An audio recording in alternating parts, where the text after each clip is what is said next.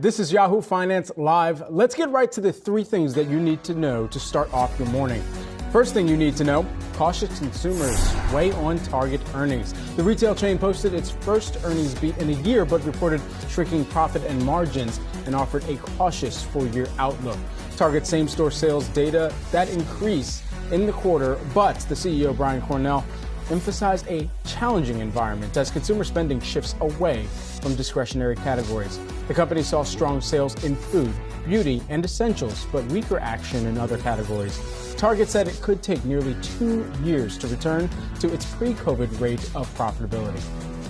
Second thing you need to know, Zoom posted better than expected results in the fourth quarter, beating on top and bottom lines and forecasting upbeat guidance for the year.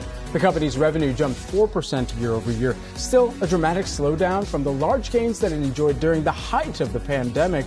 Its enterprise revenue rose 18%, while its online revenue fell up 10%. And looking ahead, the company is ready to get in on the AI action. It said it's going to start to integrate more AI into its products and forecasted annual profit above the street's expectations. However, its sales forecasts did come in short, and analysts were closely watching these results after the company laid off about 15% of its workforce in the quarter. Third thing you need to know, the floodgates have opened for the CHIPS sector. The U.S. has launched its first funding opportunity under the CHIPS Act.